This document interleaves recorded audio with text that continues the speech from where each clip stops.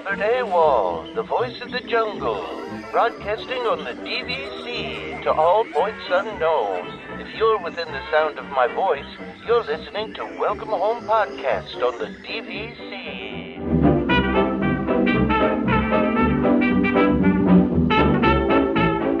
Hello and welcome home. Thank you for joining us on episode 164 of Welcome Home, a Disney Parks and Vacation Club podcast. I'm Tom. I'm here with Trevor and Damon. What's up, guys? Oh, I just realized as we're talking here, I might need to open the window because it's actually hot here for once. Oh my gosh, really? Yeah. Well, sorry, relatively hot. It's like 0 degrees, but that feels like summer right now. Yeah. That's a lot. Yeah. It's actually kind of cold here too, but it's it's all good. We were just talking about our meetup and where it's going to be. Because we haven't figured that out yet, but we're working on it. Oh man, I've been I'm going to do this. Time. Terrible. You have been. That's why the beginning went so smooth, I guess. Wait, yeah. I was wondering why you weren't talking, because usually you always, come in at the beginning there, but like... Yeah, man, I was on mute. What did you say? I'm not going to tell you now. He cursed a bunch. Right. That's what he did. So it's... We'll leave it to the listeners to fill in the meme there. There you go. What did Damon actually say at the beginning of the episode? Did you find it weird that we weren't reacting to you? Like, well, I was telling you that I was clicking away because I was editing pictures, and I was like, I guess Tom doesn't care. Cool. Click, click, click away. Well, that's why you were muted, because I muted you because you were clicking. There you go. That could be it. That could be it. Yeah, I muted you because you were clicking too much. That's what happened. So, because I'm not going through and removing all the clicks from this thing. Come on. I'm clicking away now, so too bad for you. You need a quieter mouse. You need something that's quieter. That's probably true. You need a marshmallow. What is that? The literal marshmallow. Not a mouse, just a marshmallow on top of the clicker. Okay, well, yeah, that's a good idea. I like that. Damon likes the clicks, though. It's part of his charm, I think. Oh, I like clicks too. Like I have a really good mechanical keyboard, and I love that. And my wife makes fun of me for it because it sounds like a typewriter almost. But yeah, I like clicky stuff too. I have a problem on the show laptop, the one I use to edit our show, where the V key keeps falling off, and I'm just too lazy to fix it. Like, so I just keep clicking it in, but it just it keeps falling off again. Which is kind of an important button, especially when you're copying and pasting a lot. Yeah, just a little. So I'm going to do this to you. Sorry, Tom. Oh no. Okay. I know you mentioned it on the Discord, but happy birthday. Oh yeah, thank you. Wait, how old are you? So Oliver, I'm not saying how old I am on the podcast, but we do have to talk about what happened though. What happened on my birthday? I'm assuming that's why you're bringing it up, Trevor, right? Well, that's part of it. I mean, I thought it was funny and a little terrifying, but that was part of it. But yeah, I just want people to know that it was your birthday, and people in the group can wish you well. So. I don't make a big deal out of my birthday typically, and so when I decided to share that with everybody, so essentially what happened, and I shared this in the Discord, and I guess I'll share it in the main group tomorrow when the episode comes out. So my brother-in-law thought it would be funny to hire somebody in a Mickey costume to come to my house with balloons and wish me a happy birthday. The problem is the guy in the Mickey costume, or a girl, I don't know. I don't know who was in the Mickey costume. It's a very creepy Mickey. it looks like 1950s Mickey. Like if you've seen the really old Mickey Mouse, it looks like one of those. It's knockoff Mickey, right? Like it's Wish.com Mickey. Yeah, it's exactly what it is, right? So maybe I'll share that to the group tomorrow. It was really funny. I didn't know what to do with it. My daughter was kind of terrified of it. Which, that's actually another thing. I haven't even talked about this yet. A trip I just scheduled, but this could be a preview of how my daughter is going to react to the costume characters. We'll see. But this was also just a nightmare fuel Mickey, right? Like this is not a typical Mickey. And I mean, listen, it was funny. They brought balloons and a little gift bag and all that. And it was unexpected, but it's exactly the type of thing that he would do. So I talked about this before. He's my best friend, but also my brother-in-law. And I asked my sister, I said, did you know that he did this? And she said no. And so I said to him, I was like, I can't believe you didn't tell her. And he said she would have just tried to talk me out of it. And I'm like, I'm so glad you didn't tell her. Yeah. You see, that's the thing is, I totally appreciate what your brother-in-law did there, because I would have done the same thing, knowing full well that, the end result is pretty much what it should have been. Well, he told me it was either that or a pink gorilla. And I'm like, you made the right choice. I mean, a pink gorilla would have been funny too, but like creepy Mickey's good. So yeah.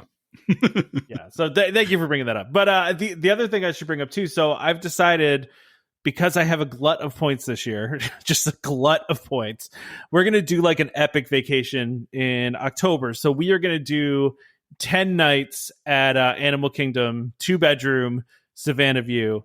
And because, we really haven't gotten a vacation with parents, in a while, and my daughter's getting old enough now to kind of understand everything going on at the parks. This is going to be really, I feel like, the first real trip for her. I mean, she went when she was like 6 months old and like a year old, but like, they don't know what's going on then, right? Mm-hmm. Like, so this is going to be a trip where she can like, ride rides and meet characters and really, enjoy it on a different level, especially since it's not till October. You're talking about another, 8 months from now. So she's going to be even more aware at that point. But so what we're doing is like I said, 10 nights, 11 days. And that's, basically all the points I had for this year, which is great, but it's a 2-bedroom. It's great. So we're going to have my family come down for the first half of it. And then my wife's family come down for the second half of it. So they're going to come down for like 5 days each, basically. And that way they each get like a vacation with us and my daughter. And then we can kind of take it easy, like we can kind of really. Well, yeah, exactly. Yeah. But we can also just kind of take it easy. We can just do stuff at a slow pace. We don't have to do everything all in one day. If my daughter's getting cranky at 2:00 in the afternoon, we can go back and all take a nap and not feel like we're wasting our time. We've always wanted to do a long trip like this before. Like we've always wanted to do like a really sizable amount of time. And so I'm pretty psyched for it. I think it's going to be fun. The thing that stinks is I could only book 8 nights with my current so I have 2 memberships. Both of them have Animal Kingdom points on them. And I used all my Animal Kingdom points for it, but I couldn't book the rest of it because the other points are Bay Lake points, right? So I got to wait. Yeah. Okay. So yeah. So I got 8 nights. Book at Bay Lake to at least guarantee the rooms, or are you just waiting for 7 months? I think I'm going to be okay. I feel like the 2-bedroom in Animal Kingdom, like when I booked the 2-bedroom, like the girl on the phone was like, "Oh yeah, we have a ton of these rooms open right now." So so I'm not too worried about it. I feel like I'll get it. I feel like it's enough time, And if not, we just make it a 2-day shorter trip, 2-night shorter trip. Worst case scenario, right? And I mean, worst case scenario, like the Saratoga is always available. It seems like it's or Old Key West. So yeah, even if you end up having to move to one of those other resorts for a couple of nights, that's not the worst thing. And no, it's not. It's not the end of the world. Yeah, and I will say, like we've done a longer trip when we did. Before my son was born, we did a couple of those longer trips. And I know what you're talking about because we did like 12 days. And it was great because in the middle of it like there's that nice cutoff where if it's long enough, you have like a couple of days in the middle where you just decide, I'm not going anywhere, I'm not doing anything, and you just recharge. Yeah. And that actually feels better because it feels like, you like you said, you're not wasting your time, but you're also not running yourself into the ground to try and do everything. Exactly. And that's kind of what the thought was, right? And it's not like we have to do all of Magic Kingdom in one day, or all of Epcot one day. Like we can just kind of take it easy. We can have a pool day in between, like you said, relax, rest the feet a little bit. And that's part of why we did Animal Kingdom though too, right? I mean, it's built-in entertainment in itself, right? So on those pool days, if we're not in the pool, we can just go out on the balcony and watch animals for a while. And that'll entertain my daughter for an endless amount of time, right? Whereas I looked at Saratoga, and no offense to Saratoga, but there's not as much for my daughter to do there. We would just be, watching cartoons on the the TV inside or go to the pool. Like there might be squirrels. You never know. There's some squirrel. Yeah, exactly. Yeah. But it's not the same as the giraffe and a zebra, you know? Totally. Yes, Yeah. I know. So or those little lizards. They're exciting too when you don't live in Florida. Oh yeah, I try to catch. We actually have those here too, so I try to catch them sometimes. And but they're hard to catch. They're fast little buggers. So, but yeah, so I'm psyched for that trip. It should be a lot of fun. For those that are interested, it's October 1st to 11th, I believe, is the dates. Cool. So or 12th? No, 12th. The 11th is a holiday, so we're to the 12th. So. Yeah. So that's perfect because that also I know you're doing this like for your family in a longer meetup, but you and I are both going to be down there. You'll be in there in October. I'll be there in November. Yeah. So, you know, for listeners, it gives you a chance to maybe meet one or both of us. Yeah. And to find us and get some of these new pins that we haven't gotten yet. Yeah, I still have old pins and hats that I never was able to give out because of not being able to travel for the last 2 years. So there's that too. Yeah, I'll have lots to give out if anyone finds me. And well, also speaking of the meetup, I think what we'll do, Trevor, is set up a meet because the meetup is there's a nighttime event on Saturday, but we're also going to meet up in the morning on Saturday, and I think maybe even on Friday night and go to the parks, right, and like ride some stuff. So we'll put out a meeting thing for that, so we can all meet at one time in one place and go and ride stuff together. That should be a good for the Friday. I won't be able to go, or I don't have tickets for the Friday night. Okay, gotcha. And also so I won't be coming in until around 5 or 6 o'clock in the evening. And by the time I get to the hotel and everything, I mean, I can definitely meet if you decide to go to Magic Kingdom I mean, like the TTC is close. We could figure something out. It's just, I won't be able to go in the parks on Friday night. Maybe I'll come over I'll head over to Polly and we'll grab some food or something. Yeah, that works. Get ourselves into Trader Sam's. Try to get ourselves into Trader Sam's. There you go. Yeah, we could. That's a good idea. Have a couple drinks. That'd be good. All right, we'll figure it out. Yeah. So stay tuned. We'll set this up and we'll get a proper meet website set up because we know that not everybody uses Facebook. So and we just want to know. We want to know who is actually coming because we're trying to find a good. And so, full disclosure for anyone listening to this, we haven't finalized on anywhere to meet yet. The thing is that a lot of places it's like you have to have like 20 or 30 plus people for them to even consider having you in for like a big event. So we may not end up meeting at a restaurant or anything in Disney Springs. It may just be that we pick somewhere to meet and. I don't know, grab Chicken Guy or something like that. Poutine stand. Exactly. Yeah. Yeah. So we'll figure. So it may not be as formal as we want, or not like it won't be a concrete thing, but what we really want to know though is how many people are actually planning to be there because we'll try and accommodate that as best we can. Yeah, so if you've marked interested on the Facebook event, if you could, and you've made a decision one way or the other, just indicate whether you're definitely coming or not as soon as you can, just so we really get a good idea who's coming and who's not. So, I mean, but listen, it wouldn't be a meetup for the show if it wasn't kind of spontaneous and not necessarily planned very well. So, I mean, I feel like people expect that from us, right? Yeah. That's So anyway, so let's go ahead and get into listener questions since we've talked now I'll 15 minutes here. I'll take Bill's here. And so Bill says, hey guys, my wife and I own 3 contracts, all resale. I've been noticing recently that when I get to the room I've been assigned, it's never a good room, view, location, what have you. For instance, for my wife's birthday last July, we paid big points to stay at the Poly. Our deck overlooked the dirty linen cart parking space. Our last visit to Bay Lake Tower, first level with a parking lot view. Do you think there was a bias by DVC against resellers?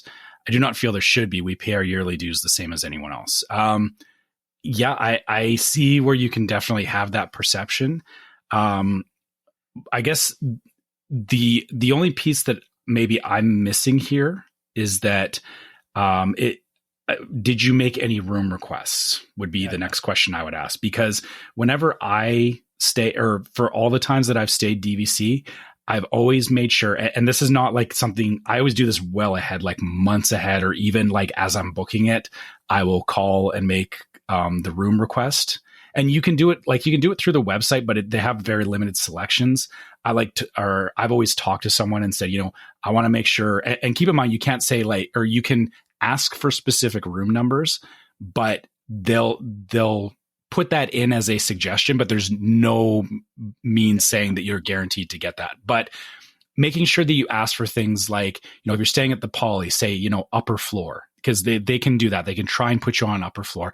Again, there's no guarantees around any of this, but the way that I see it, or the way that I have seen it with booking, is that it seems to be a first come, first serve kind of thing. So if you want to make sure that you get a better view or location or whatever, you can ask for particular buildings, just talking about the Poly. I book the Poly all the time, so I'm very aware of it. But same thing happens at other resorts where you can say, hey, I want to, if there's a different buildings that you can pick, you say, I would like to be in this building. I would like to be on an upper floor, or, you can say like close to the elevators, away from the elevators, stuff like that. Sorry, Bill, I'm making an assumption here that you may have just booked rooms and not said anything, because if you don't say anything, they'll just put you in whatever room. Right. And in that case, you like, that kind of puts you to the bottom of the list. And so I think the best thing to do is, do it as far ahead as possible, because whenever I've talked to them, it does seem to be, they kind of do it first come, first serve. Right. So Bill actually sent a follow-up email right before the show. Okay. saying, I understand using extra points for a view. These examples are beyond that. There's plenty of rooms at Boulder Ridge that do not require extra points for a view, but we always seem to get stuck at the lowest level looking at the sidewalk. For our next trip, we did a chat with DVC requesting a non-entrance level room, possibly with a pool view. Our first time trying this. I'll let you know how it works out. So I think that kind of confirms what you're talking about, right? Yeah, it's requesting it ahead of time, right? Yeah. And I've always done that. And so for me, I've always gotten the building that I've asked for, and I've always had, for me, it's, same things. I wouldn't care if I got first floor, like it wouldn't be a deal breaker for me, but I still ask for an upper floor just in case. But yeah. And honestly, every time I've gotten, at Poly, they're all 3-floor buildings. I've always gotten second or third floor doing that. Yeah, I think also some of this might just be bad luck, right? Like this is like, it sounds bad to say. It's like somebody has to have that view. You know what I mean? Mm-hmm. Like it's just, which stinks, right? But like, I also I'm thinking of Bay Lake, and Bay Lake, like a parking lot view is a view of the monorail too, right? Like, and a view of, you're still getting Magic Kingdom. Yeah, you're still getting a partial, depending on where you're at, right? Like, yeah, true. Yeah, depending on the side, you can be kind of facing away, but still, it's not.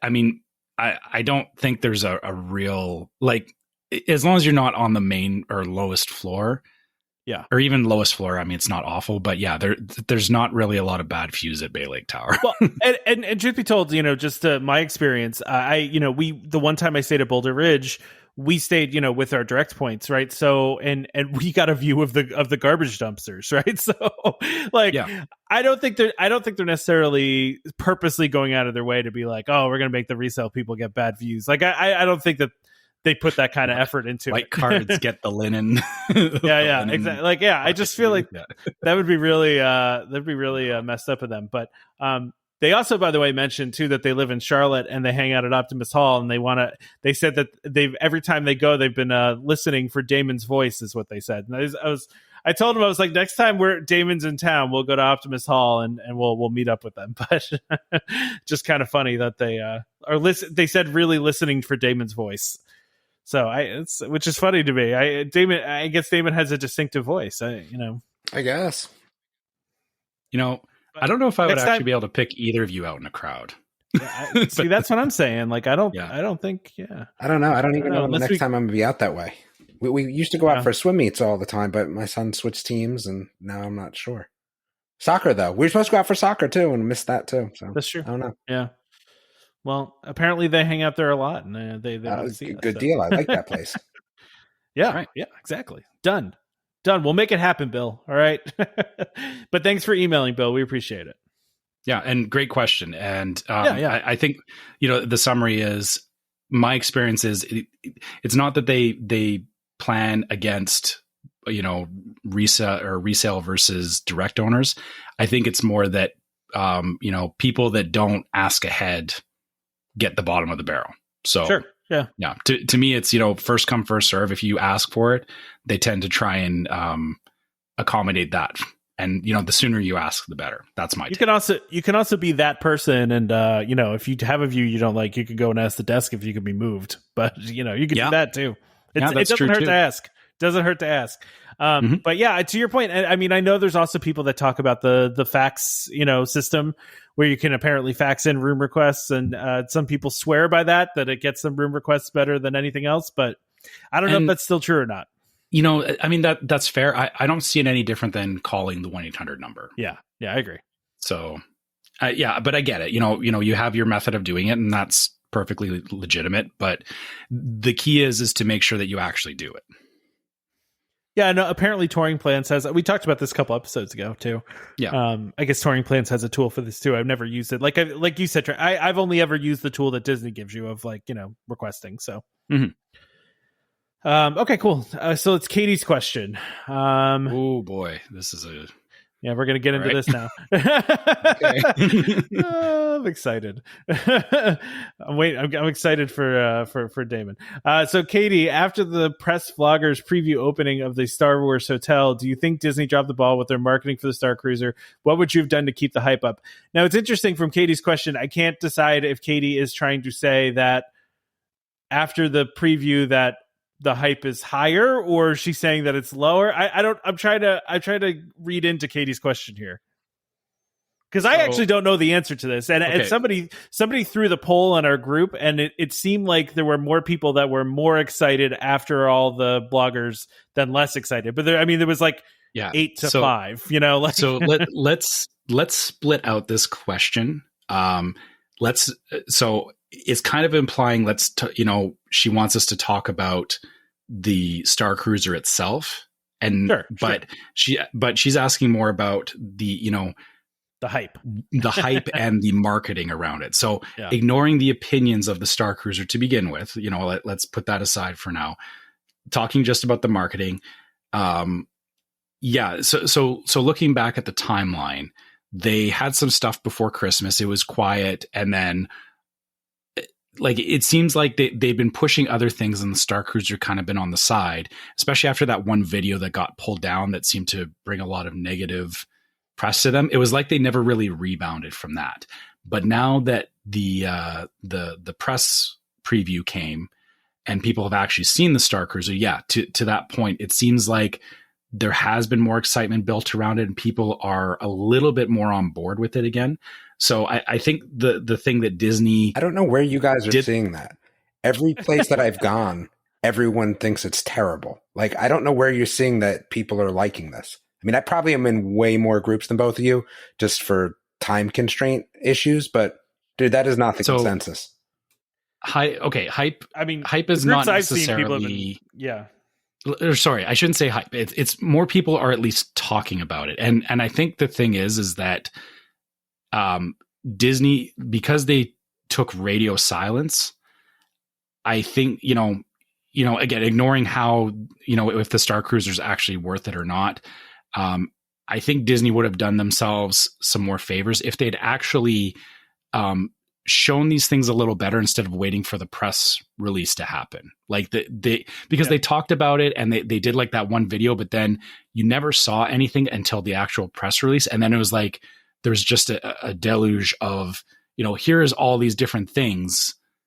But I think it was too much all at once was their big mistake around the hype here. Well, it also could partly be because things weren't even ready for them to show, right? And maybe that's where they erred with the videos that they put out, that things weren't really in a place where they could show them, or they, maybe just the fundamental experience that's here is not something that can be really shown well on video. You know what I mean? There are certain things where it's it doesn't always translate well unless you're experiencing it firsthand. Yeah, I definitely noticed that watching some of the videos myself, was that it, again, I'm not saying that it's going to be great, but I can see where, some people, vloggers don't, they have good equipment, but I noticed things like, you get some of the sounds, some of the things that were going on, because they're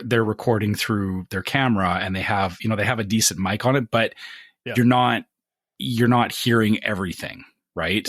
Yeah. So yeah, it doesn't. Yeah, it's an experience that doesn't necessarily lend itself well to being filmed, or you can't get the full effect of what they're trying to convey.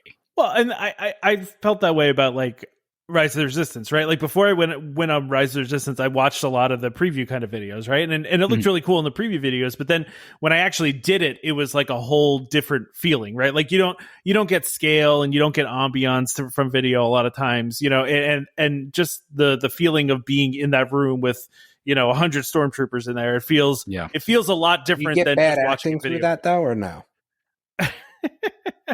Well, you can capture bad acting very well. I don't disagree with you there. The bloggers did a very good job at that.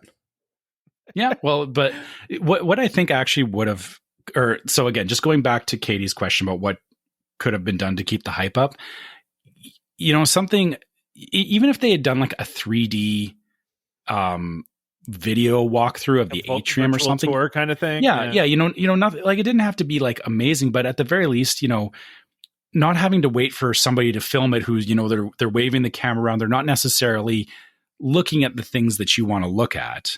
Like I even got annoyed at some of the ones I was watching because they kind of glazed by things. I was like, oh wait, like stop, turn around. I want to see what that was. Right. And some of them didn't do that. So Disney would have done themselves some more favors by maybe being a little bit more open about it, but it definitely seems like, maybe it wasn't done well enough. I know what you're saying, Damon, that, it may not have been good enough to justify them showing it off in that way, but they may have gotten past some of the negative rumors around it if they had, shown off a little bit more ahead of the press release. I mean, I understand your point about the acting too, but I also think to myself, is like, where are they going to get good actors in? Where's a multi-billion-dollar company going to get good actors? I mean, no, no, I'm not. I'm saying you're going to find it would have been $8,000 a night. That's what I'm saying. Like, you're going to find a good actor to work in a hotel. Like, that's Disney. You're going to get as best as you can. That's the whole point. Yeah, that's the whole point. Is that Disney could have convinced people. They're accepting substandard acting. Why? It's Disney. It's a huge company. They can't get actors. I thought the acting I saw was fine, terrible. But, it's terrible. You hate everything about that. No, I think that the Starcruiser itself, very well done, right? Like, I think that part of it is very well done. I think the acting is so subpar. And, I was thinking about it more and kind of saying to myself, is it because there's kids there? Like, is it cheesy on purpose? Is it meant to be that cheesy that it's like, taking you out of character? Mm-hmm. I don't know, but it's so cheesy and so bad in terms of acting. It's terrible. I don't like that. I mean, Star Wars is not like, it's not good acting to begin with, honestly. Like, that's a fair sorry, point, but it's Star Wars. I don't watch it because it's, Shakespeare. I don't need it to be Shakespeare. I need the people that are getting paid as their job to be a little better at their job of acting. I hate to say. And maybe they'll get better over time too. Like that. Yeah, it's Disney though. That shouldn't be the case. Again, there are a lot of excuses for a company that should be doing better in terms of. Well, no, I'm just saying. Like, I thought they were fine, but I also look at it too. They're doing improv, right? I mean, a lot of this is kind of improv too, because they have scripts, but they also have to react to people in real time, right? Like, not everyone is good at improv.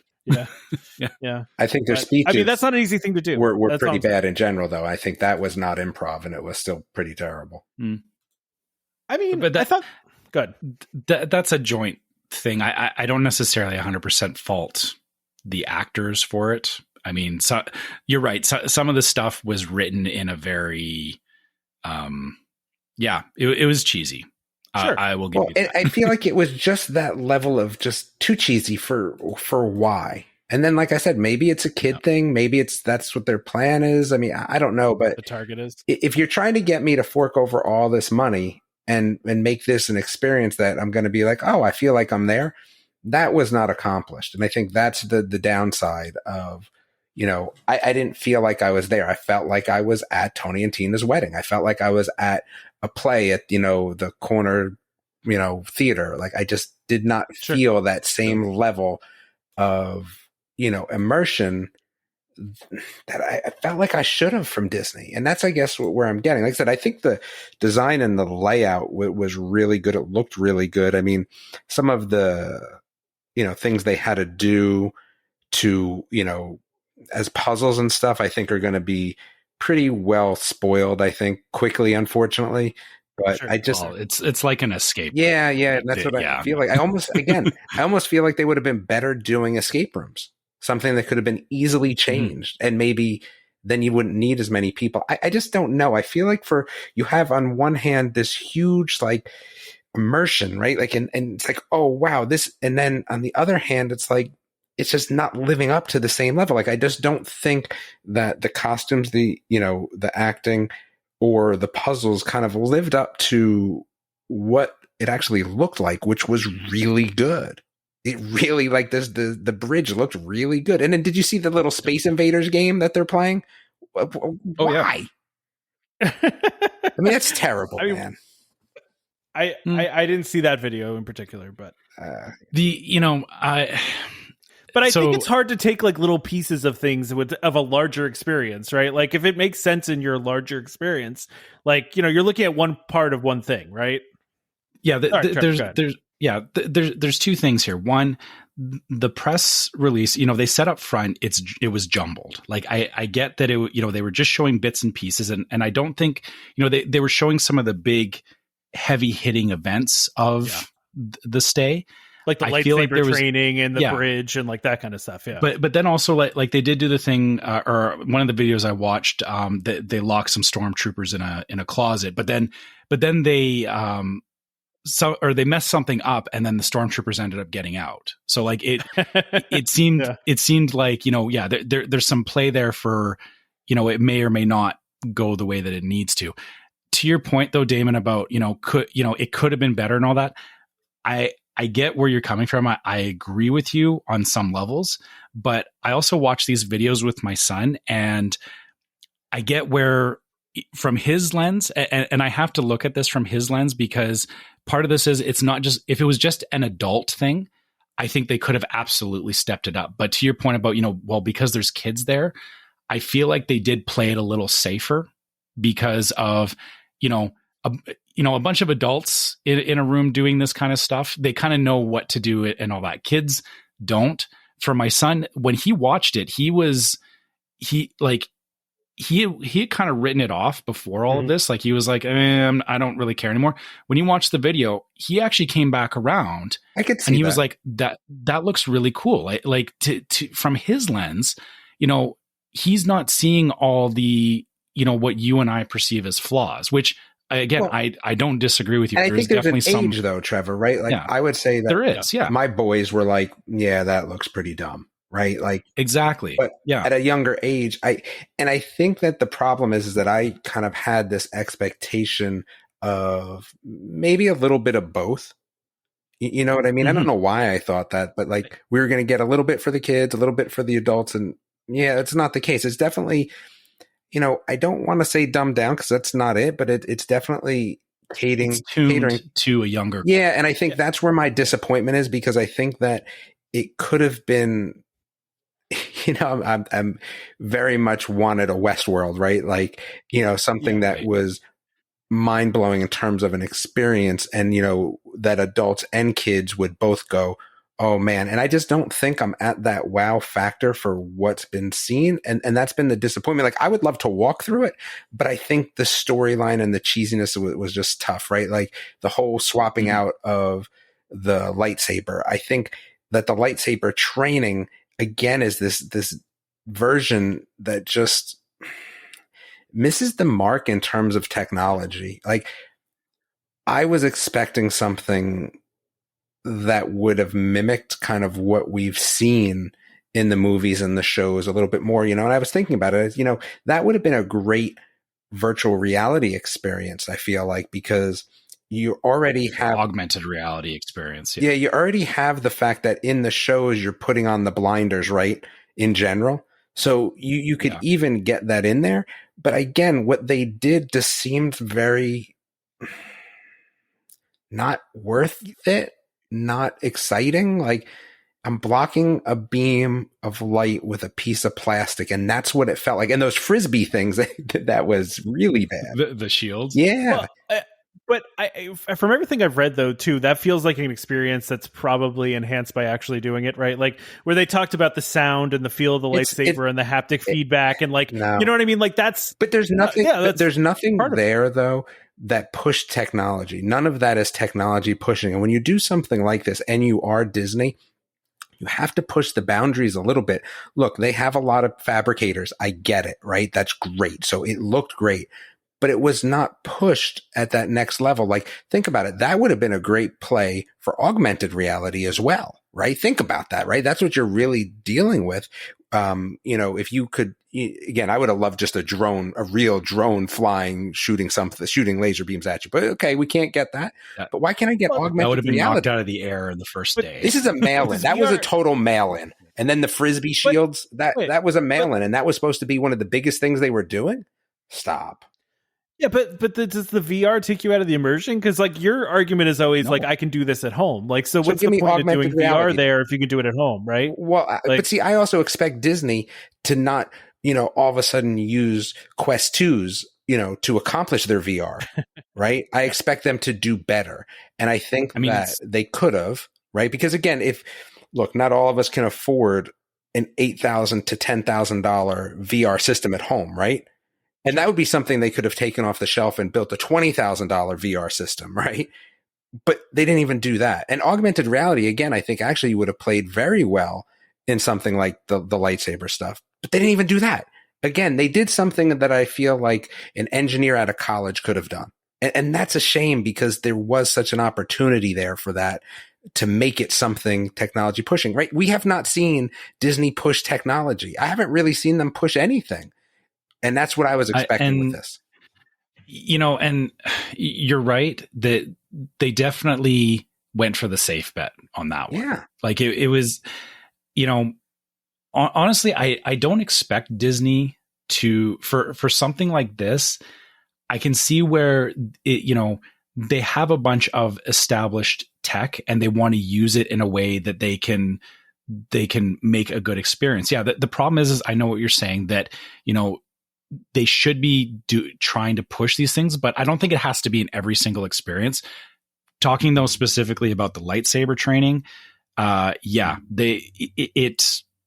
misses the mark a little bit. But again, that also goes back to your point about or what we were talking about with it's just not. It's probably good for 6 or 7 year olds, right? I think that it's tuned to a younger crowd. Again, even my 13-year-old, he looked at it and he was like, "Yeah, I would do that," but I also know that we would do it. He would be satisfied, like it's a one and done, right? Like it would not be something that he would be like, "Oh, I want to go back and do it again." He would do it because it does, like it's easy and it's something that we've seen before, but kids haven't seen that stuff, or it's not that common that everybody's seen it, right? I had definitely had different expectations of what the hotel was going to do and accomplish, and they hit on the fabrication for me, but that would probably be about it, I would say, unfortunately, which has pushed me into that, do I need to go? No, I definitely do not. Mm-hmm. Yeah, so I feel like, Damon, you were probably wanting more like the grittier side of of Star Wars, right? Look, I would have taken gritty Star Wars and that would have been fine. But I felt that there was this opportunity to push technology, and I didn't necessarily think we saw that. Like, I saw a lot of things, right? Yes. I mean, this is, they said like, what's different than Space 220 in terms of technology, right? And again, that's what for me personally, I'm looking at. Like, hey, I would have loved holograms. I would have loved like some augmented reality stuff that we haven't seen before. I would have liked, my own lightsaber that didn't have to be swapped out in the middle of a battle, and we can't even touch those lightsabers anyway. Like, just give me something that's different, something that's new, something that's extraordinary. But again, I think it just played to a different audience. So my expectations were just higher than that audience level that they were, catering to, I think. Yeah, I did see too that.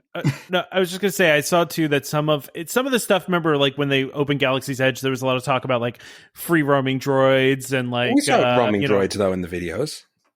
Yeah, no, that's what I'm saying. Yeah. Like it seems like some of the stuff they promised for Galaxy's Edge is now kind of showing up in the Starcruiser, like the free roaming droids and like the aliens walking around. Though? Like I feel like you can build that on BattleBots, right? Like I mean, what's a free roaming droid really? It's not an R2 unit and R6. Yeah. I mean, it is. I mean, you don't see free roaming robots in regular life for the most part. They exist, but it's in a small. But yeah, I mean, I wouldn't have said that those R2 units were free roaming either. They actually looked very similar to a push type design. Well, yeah, there's probably somebody controlling that. There's probably, but I mean, which is that's actually not even what they've demonstrated in the past, where they've like a fully autonomous droid moving around. That's not what those R2 units are. Yeah. Yeah. If you watch the Imagineering story, like they actually show a droid that they built for, well, it's supposedly for Galaxy's Edge, but it's showing up here now where it is pretty much free roaming, but there is still a handler, right? Yeah. Like, and this is where it exists, right? Because we talked about this before, why it can't exist in Galaxy's Edge is because kids will climb on it, people are going to kick it. That's still not something that doesn't exist. That's not something that, again, what's BattleBots? BattleBots is that with, big arms and. But people are controlling it. Yeah, but again, it's not like it's something so extraordinary. It's not anything that's like game changing that you've never seen before. I mean, we had little dog robots that, flitter around the house for Christmas for $120. Okay. This is a big one that does a little bit more, but it's not game changing. It's taking existing things and applying it in unique ways and all that, which, yeah, you're right. That's fair that, they're trying something different, but I know what you're saying, and look, that they should. I get that there's a lot of money involved, right? And that they want things that aren't going to break, that are going to work. I get all that, but man, that's safe. That's too safe for something like this. But listen, I'm not the audience anymore, it seems, and that's okay. But I just don't see myself needing to go anymore. You know what I think though? So as you were talking about, that the mark is definitely, it's targeted at, it's meant to be a wide range, I can see that adults and parents can appreciate it, but you see where they definitely tuned a lot of things so that, because, you don't want to push out, if some 8-year-old shows up and, sorry, running the bridge is too complex for you, try again later. Right. Like I see where they didn't want. But why do you want to push out the adult that says running the bridge is too easy? I'm going to push you out. Yeah, I know. But so what I was saying is that, finding that balance is hard. Yeah. Yeah. And it almost feels like what they should do, and maybe this is something they'll do in the future, is they should have two different versions of the cruise. Honestly, they should have the kids, the family version, and then there should be the, there's too much money to do all that. Yeah.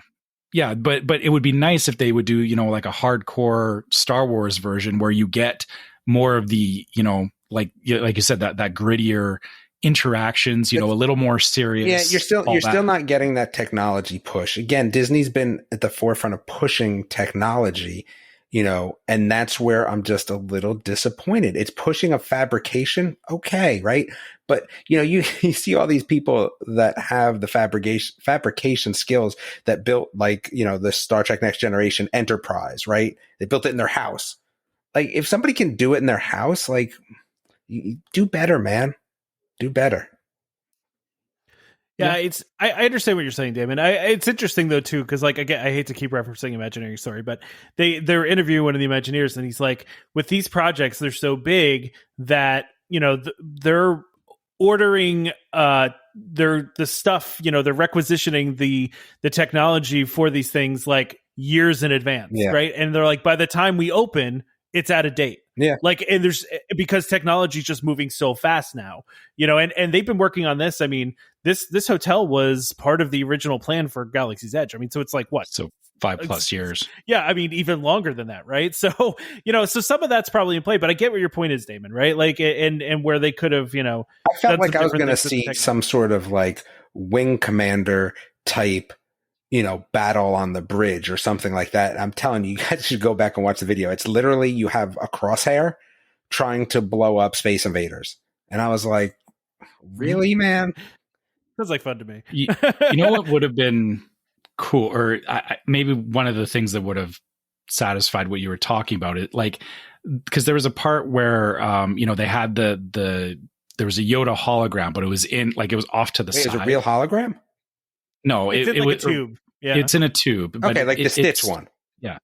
Yeah. No, they're better than that, David. So like if you go on Rise of the Resistance, they have a couple of these now. But they're in tubes? Where it's behind glass, but they look 3D. Like they make them look legitimately 3D without like it's not it doesn't feel like a screen. It actually does look like a hologram, but it's not in front of you, right? So, but if you go on Rise of the Resistance at some point, you'll see it. Like they have that technology in there, but you want like a hologram in front of you. This is more like if Coachella can do it like 4 years ago, how can Disney not do it? Yeah. So my point was that thing that they did. If they had structured that so it was in the middle of the room, and using something like you said, what they did at Coachella, I think that would have been received far better, because again, even like I kind of honestly missed it at the beginning, or I don't even remember. I'll be honest with you. Oh, you're talking about Rise of the Resistance or in the videos? No, I'm talking in the videos. Yeah, I don't even remember that either. Yeah, that's my point, is that it missed the mark, in that I think somebody set up and they were all said, oh, you're going to see this off to the side or whatever. But the problem is that should have been in the middle of the room. Like I think there was some design choices that were made that hurt it more than it should have. Well, I just think they don't want you to take your eyes off the action that's in front of you, right? So they put it over to the side so you don't have to like turn around and go see it. You know what I mean? Like just so everybody can see it. Well, you had to turn anyway, because you got to turn away from what is going on the deck. But it should have been in the middle of the room so that everyone's like looking at the middle of the room. That would have been way better, in my opinion. Yeah, sure. I get it. But that's one of those things that also, though that effect that they're doing lately with that effect, it doesn't show up as well on video as it does in person, right? So like in person, it looks really impressive. When you see like when you go on Rise of the Resistance and you see Rey pop up, right? Like you're like, oh wow, that's really cool. Like that actually looks like a hologram from like the movies in there, but like it doesn't show up as well on video, right? Like it shows up kind of flat, and So, but I'm telling you, I think it is very cool when you see those in person.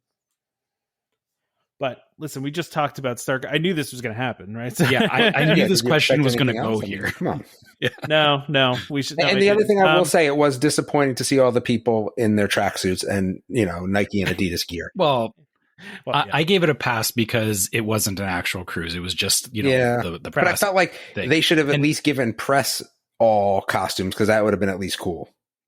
Yeah, I will give a shout out though that some of them they did have some Star Wars stuff on, like they were legitimately trying. So props to some of the vloggers and whatnot for putting in the effort. But yeah, there were some other ones that were just like, okay, dude. I want to add Siggy if he's going to show up in gear. Like I'm hoping he's going to show up in costume. I don't know. Again, when it's not a full thing that you have to do, it kind of like, again, like while I want everyone to be in costume, if I was going, I probably wouldn't be in costume, because it should have been a mandate. It should have just been something that you paid for, and it just at that price, give me a few costumes, man. I always felt like they could have just thrown out Jedi robes for everybody, and it would have been way better. I mean, I was going to say, I could probably go like make something from like the the craft store for relatively cheap and show up, and it would probably be better than most people. Well, they also, you got to remember though too, it's not just Jedis, right? Because you can go either side. You can go good or evil on this one, right? So yeah, but Jedis are just the robes in general. It's not limited to Jedis. Yeah, you could have gone black, that's tan, right. or white, or it could have been like Uncle Owen and Aunt Beru are wearing robes. Everyone wears robes. That would have been fine. Yeah. I get it. Have we said enough about that? I mean, we're going to have a full review from an actual guest in a few weeks here. And that's the only other thing I'll say is, this was the press release. I'm actually going to go back and watch when they do the full cruise. Yeah. I want to see what's different because there was definitely some stuff all 96 hours of their cruise, sleeping included, somewhere. That'll be awesome, and I'll watch it over my lunch hour every day for like 2 months. yeah. I mean, that's the other part of this too, right? Like I think when you're looking at something as pieces of a whole, when it's supposed to be a full immersive experience that you're like living, it doesn't. I think it's though, and it doesn't change the technology. I get what you're saying, but it doesn't change what you think. There's that place that does that LARPing out west that has like real deal stuff. That's kind of what I expected of this. I forget the name of that place, but that's kind of what I expected this to be like. And again, that's more geared towards adults. I feel like. And I think that's the problem with the acting is that it has to, they have to sacrifice something, and they definitely lean towards a younger crowd, which is unfortunate. But you also thought, Damon, that the one alien that they had walking around that has the animatronic head was lame. I thought it was super impressive. Yeah, I thought it was incredibly impressive. I wasn't impressed. I think some stuff, though, unfortunately, appears better in film than in person, especially when you're talking about makeup and shadows and all that. I feel like sometimes, well, I mean, as we said, Star Wars aliens aren't the best sometimes to begin with. Exactly. Yeah. Well, that's why I felt like it was impressive just that it was there and walking around, but also just like, I thought it looked like the movies to me, right? Like it looked like what it looked like in the movies. So I don't know. All right. I mean, that's subjective, right? Not everybody sees that as a good thing. Yeah. Well, I also saw that, who was it? Oh, WDWNT, who hates everything, noted that as one of their impressive things, but but they also were the ones that posted the clip of Rey switching out the lightsabers, and their headline was unimpressive or whatever, like switch. Well, I saw, I saw that too. It was obvious, and I was like, okay, I get it, but it's very like, it's like every stage show ever, right? Like when they switch props, I was like, okay, and to your point, Damon, they could have figured out a better way to do that. I also think that's probably just like a repetition thing though too. Like I think that actor probably could be better at that, right? Like they almost like stumbled, you know what I mean? Like they kind of like fumbled with switching it out.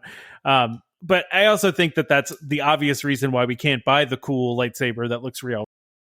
So, and to that point about the actors and whatnot, me and my son both caught this as we were watching the videos. That there was one part where one of the stormtroopers was supposed to flip a flag over the banister, and it got caught. And of course, the guy who was filming, it just kept it on the stormtrooper, and he sat there for like a good 2 or 3 minutes fiddling with the flag to try and get it to lay down properly. And I was like, okay, really? Like you guys can't do that smoothly? Like nobody figured out that this would be a problem? You know what though? It's funny you say that, Trevor, because like one of my daughter's favorite YouTube videos is of the Magic Happens parade, which, only ran for a couple weeks at Disneyland. But we laugh really hard because there is one part where, and actually there's the Paint the Night video we watched too. There's a similar thing where one of the guys' suits breaks and you just kind of see it happen. And you see like a manager come running over and them trying to troubleshoot. But this at the Magic Happens one, there's like Moana dancers, and they have like these spinning balls, right? And one of the girls in one of the dancers, the two balls get like tangled up in each other, and she spends like the whole parade trying to untangle them, and it just makes us laugh every time. And it's just like stuff like that happens, right? But like you hope that it's not going to, but yeah, it's your point. It's stuff like that, just kind of happens. But what I was saying about the lightsaber, by the way, is that cool lightsaber obviously isn't stable enough for a lightsaber battle. And if they were to sell those, then, the first thing everybody tries to do when they get a lightsaber is they try to have a lightsaber battle, right? So if it's not sturdy enough, something with it, yeah, you hit something with it. That's what you do, right? So if it's not sturdy enough for that, then I kind of get why they're not selling them. If it's too fragile for that, maybe they'll be more sturdy someday. I don't know. But anyway, I think we've talked a lot about Starcruiser. Yeah. Why don't we finish this off where, so we need to go to the ad. Question. We need to do the ad first. Well, why don't we finish this one last question? I think it's a quick one, and then we can do the ad. I fixed my headphones. I'm happy now. Okay, good. All it took was the need to do it, to not have to sit here and not use the web while we're doing this. Okay. All right. So Casey says, what's your take on the 50% banking notice not being on the DVC website when you try to book a room? My take is they forgot to update the website. I mean, that's a, somebody should have caught that. Somebody should have made sure it was plainly visible. That's not going to be an issue for much longer, or I shouldn't say, like, it's in the next, year or two, it'll be a non-issue. So, but yes, it's just, it's IT. That's all I'm going to say. This happens a lot, right? It's the same thing with the lounge, right? Or no, not with lounge. Top of the World every year. Top of the World has like an expiration date at the end of the year, right? But every year we get it again, right? Even though it's closed right now, but it's the same thing. They just forget to update the website sometimes, and so people are like, "Oh, it's closing." Yeah, this is a result of Disney's IT needs to get a better handle on it, because we all know this. Let's be honest. We can all see that they definitely made some choices to outsource their IT, and they're getting burned for it because of silly little things like this. So until they decide to turn that around, my expectations are pretty low for whatever they do on the websites. This also, I mean, this kind of thing though happens at like all large companies that have, because I mean, I deal with this in my day job. Believe it or not, I don't work. My podcast is not my job, but I work for a company that's larger than Disney, and we wish it was my job. So we have these problems too. So it happens. Sometimes when you have this massive bureaucracy and gigantic, corporation, the little things get missed, So anyway, so how about we go ahead and do the ad, and then we will do this quick pass holder thing. And then there's more Starcruiser stuff too. If we want to talk about Starcruiser food, I mean, that's at least the place that we can. We'll circle back on that. This week, our sponsor is Monera. Monera, a World of DVC company, is the industry leader for financing DVC resale contracts. Monera offers lending with the longest terms available at 12 years, the option of no credit check, instant approval, low down payments, and no prepayment penalties. If you're thinking of purchasing a DVC contract on the resale market, go check out their quick online quote first. You may be surprised just how affordable joining DVC can be. Go to monerafinancial.com or call 317-245-8800. And when you speak to them, be sure to let them know that Welcome Home sent you. All right. Do you guys, I mean, I know we just talked a ton about Starcruiser. I mean, do we want to talk about the food piece or no? Food reviews seem to be pretty good. I was seeing a lot of people saying that the food was really good, which it actually doesn't surprise me at all. But I will. They don't even have a full menu here. This is just like a couple things. I don't even know what. Yeah, it's just the tasting, right? So I will say that for watching the videos and seeing the pictures and everything, the presentation of the food definitely, I think they hit the mark there. I think they definitely, it looks like it belongs in that ship and in that universe. I've watched a couple of different videos and they've all had their own takes on it. And I feel there is definitely some subjectiveness to it. Sure. But all around, it's, the food is probably one of the things that, I wouldn't say go on this cruise just because the food is amazing, but I think it definitely helps the cause of saying, should you go on this cruise? Yeah. Like if you're paying that kind of price, like you expect to have a luxury kind of food experience. Right. So yeah. And I think they've done that here from everything I've seen. I mean, again, we'll find out when we get a real review from a real person, right? So, and that will be Ziggy when he comes on. I think we're going to do it 2 podcasts from now because I think he'll be back. Yeah, so I think it's not going to be till the Wait, where are we? No, 14th. 14th. I think it's the 14th. We'll have a review from Ziggy because he won't be back until then. So we'll get a full. I'm going to be on. That's going to be disappointing. Oh, really? Yeah. Well, we'll have to record maybe at a different time to get you in there. Okay. We need to get Ziggy to convince you. Yeah, I agree. Will he make you stay till the end? Oh yeah, there you go. I don't know. I have this class for 5 weeks, man. It's tough. I'm just so joking. early. I'm kidding. So everyone that doesn't know, it's 7:20 right now, and I really wish I was in bed at 6:00. I'll be honest with you. 6:00 at night? Yeah, I have early class in the morning. I haven't even eaten dinner yet. I eat early. Yeah, oh my gosh. All right. Well, listen, Damon, if is there anything left on this rundown that you want to talk about? I didn't even open the rundown. Is that just like totally disrespectful? Like that I didn't even bother opening it or what? I mean, a little bit. Yeah. Normally I open hard on this. There's a lot of Disneyland stuff at the end. Oh, there was. And I saw that and I was like, I'm definitely not doing that. But we got Flower and Garden Festival, all menus. Like we got all food from Flower and Garden. I put that on there for you. Dude, we've been an hour already. Like, no way. No way. I mean, you could start, but I'm not even going to open it, I don't think. I'm just going to have to guess off the description. All right. Well, I remember when we decided we were doing every week, and I was like, sure, that sounds like a great plan. Let's just keep it to an hour. I don't know what happened with that. We did for like the first month. Oh, that was glorious. And I was on to the end. Glorious it was. To be fair, we like to talk. Well, and to be fair, when we started that, there wasn't as much going on, right? Like it was at one point the parks were closed. That's so true. we were, yeah. So there was, there wasn't as much going on then. Right. But yeah, it's hard. Let's blow through a couple of these things. Okay. Annual pass holders, new magnets coming out. They look cool. I want one. There you go. They're like the old one, but they're iridescent. That's it. And they're doing a virtual queue to get them. There you go. Okay. All right. So this is my favorite story, is that a Disney executive accidentally announced the opening day for Guardians. But I feel bad for him too, because dude, everyone makes mistakes, and it's just again, I think a very public mistake. He's at a very high level, so I don't think that it was. I think he'll be okay, right? But I don't ever that's terrible, because that's not fun for anybody. The other kind of funny thing about his tweet, though, was that he tagged EPCOT Center, which is a account that is actually like a parody account of EPCOT, especially since it's not even called EPCOT Center anymore. So, but the thing is, I mean, like if you were to ask me to tag somebody, for a TikTok, like I would be in the same boat. I feel like. Yeah, I know what you mean.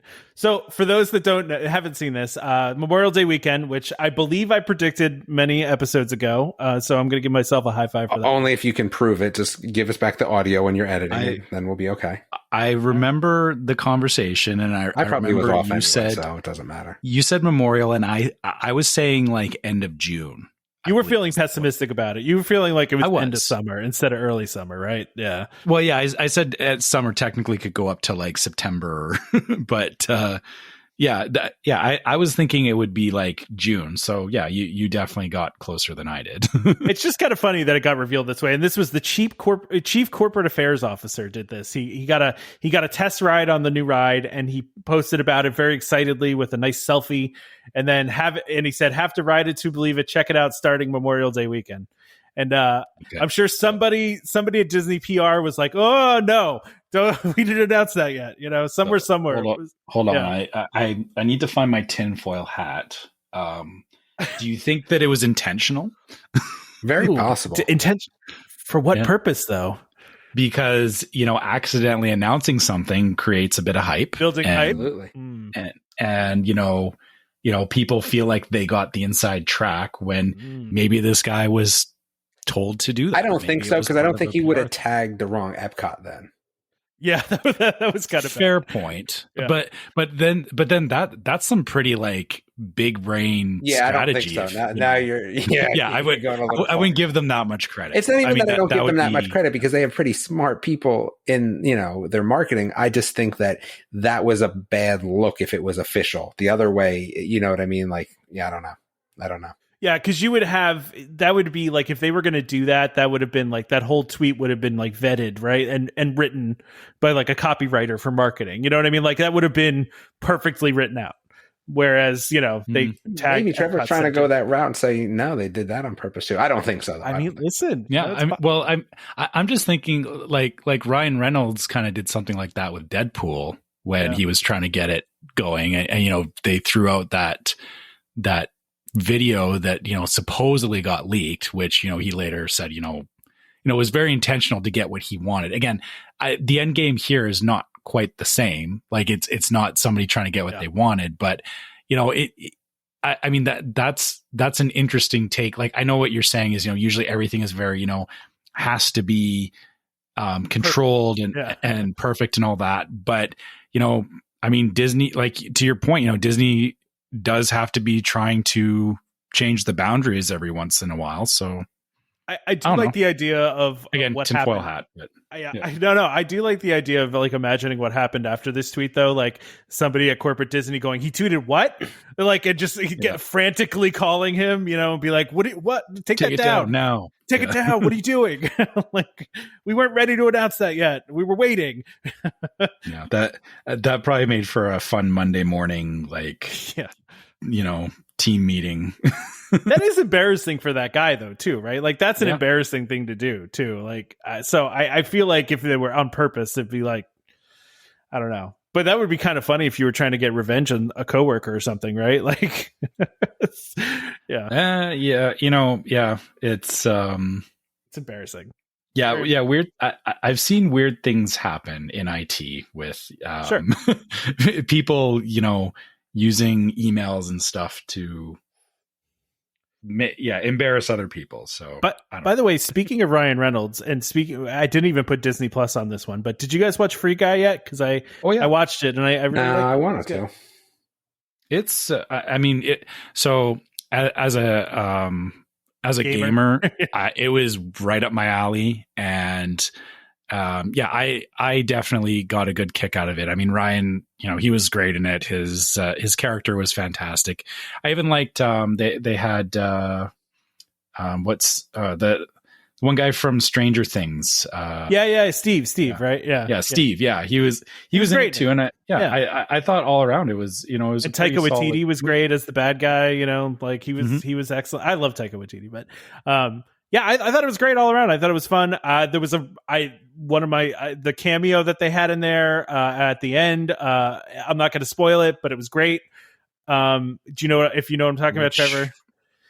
There was a few cameos in there, so I don't know. Let's go with the a famous person from Marvel movies. Huh? Oh, that one. Okay, that one. That made me laugh so hard. Yeah. Just because, was good. I mean, it's literally like 3 seconds, but it made me laugh really hard. So it hit the right note. It was at that right moment, and yeah. And I also there's a few other ones. I also kept enjoying in the background that there were like players that were just like jumping, like running into a wall, jumping, because I feel like that's me anytime I've ever played a game like that. Like, I'm so bad at those games. Every anytime I'm playing a game where I'm just like not having to do anything, I will like run in circles and just jump because it's just something to do. Damon, you should definitely watch it. It's right up your alley. I think I've kind of been out of this movie thing. Like, I don't really care for movies just because of the time limitation. I tend to kind of favor series these days. Because you can do them in little bite-sized pieces instead of like it's not even 2-hour commitment. It's not even that, because I could watch a movie that way too. It's just that I feel like there's a lot to cram into a movie, right? Like there's just a lot, and I feel like sometimes a series does things better. That's all. I get that. Yeah, you get better arcs in development for sure. A lot of things do get cut off in movies. You tend to care for the characters a little bit more, which makes the story a little bit different. But I'm still going to watch Red. Or whatever that Pixar movie is, whatever. Red Notice. Oh no, Seeing Red. Yeah, Seeing Red. Yeah. So I thought you were talking about Red Notice, which was another Ryan Reynolds movie. But hey, this is your Canadian moment, brought to you by Trevor, because Ryan Reynolds is our favorite Canadian actor. It's your ambassador to the world. Yeah, honestly, he's awesome. Like I think as a Canadian, I think he's great. Which.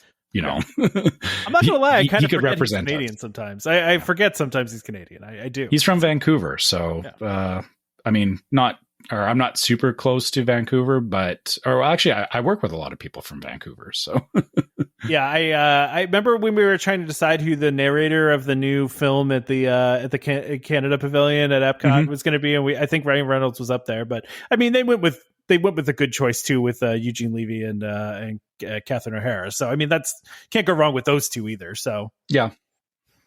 So anyway, let's do food. Can we talk food? We can absolutely talk food. I'm already excited just at the first pictures. I mean, not the top two, but the first 4 box. Oh, I don't know what these are, but I want all of them. And this is great because we're actually going to get to do this, right? Because it's still going to be Flower and Garden when we're there, isn't it? Yeah. See, I'm kind of annoyed that if I go, I'm not going to be able to do this. I'll tell you the truth. You could buy a 1-day ticket, man. We'll get you a 1-day ticket, and you can go. And we can just eat. So I'll tell you if I go, and you can get me a 1-day ticket. And usually Epcot's pretty easy to get into, right? Like it's not like the other ones. Yeah. Okay, so if there's a 1-day ticket, all right. When is it? Saturday? We'll have to do this. So, yeah, probably. Yeah. Well, hold on, because I thought on the Saturday we were gonna go. Oh yeah, that's right. Sunday, I think we were gonna do. Wait, what are we gonna do Saturday? Magic Kingdom. We're gonna do Space Mountain in the morning.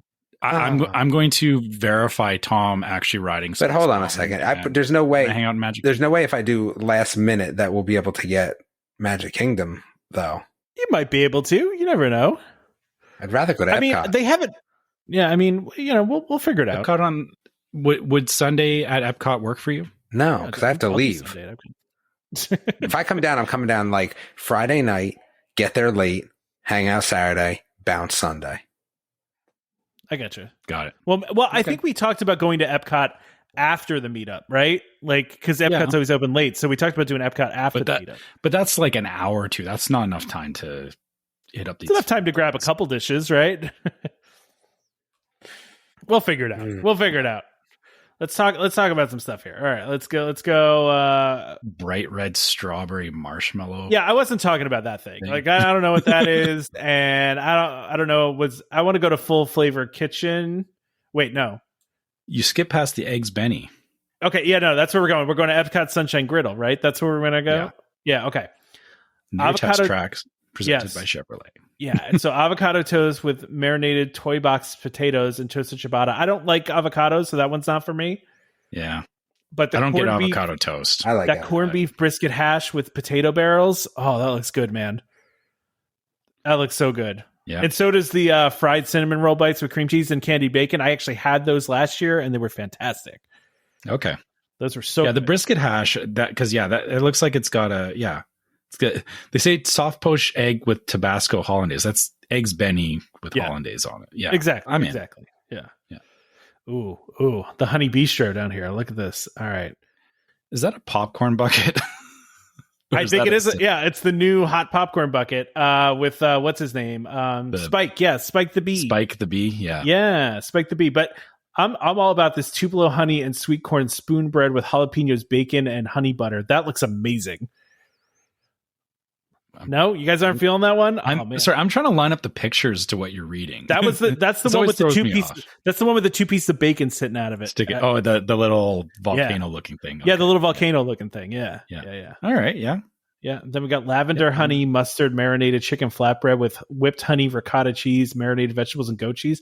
I'm not a big goat cheese fan. I'm kind of out on that. I just don't want the flatbread. I would.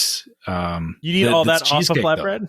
Though. Yeah, probably. Flatbread's kind of boring to me a lot of the times. That local wildflower honey mascarpone cheesecake that looks good.